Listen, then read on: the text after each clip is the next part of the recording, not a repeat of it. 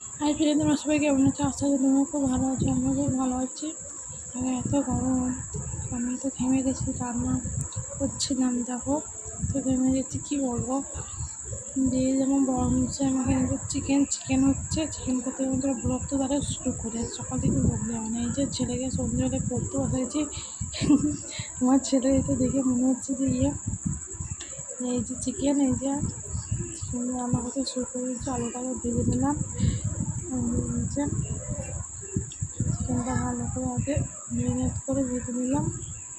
এমনি করে ভাজাতে না, একটা গ্যাস থাকে না চিকেনের, গ্যাসটা থাকে না। দিয়ে মশলা দিয়ে ভালো করে কষিয়ে নিলাম।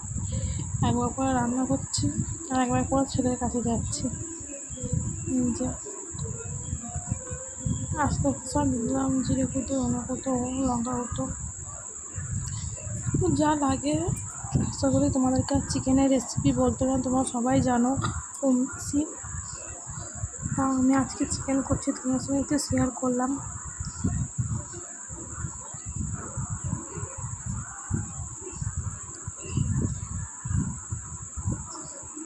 চলো এদিকে চিকেনটা হোক, আর তোমাদের সঙ্গে আমি কিছু কথা শেয়ার করছি। আমার এইভাবে ভিডিও দিতে একটু প্রবলেম হয়, তাও তোমাদের সঙ্গে শেয়ার করছি।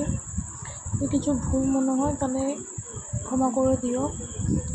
নিজের ছেলে পড়ছে দেখে মনে হচ্ছে আমার মতন ছেলে, মানে পড়াশোনা এত ভালো আর কেউ নেই।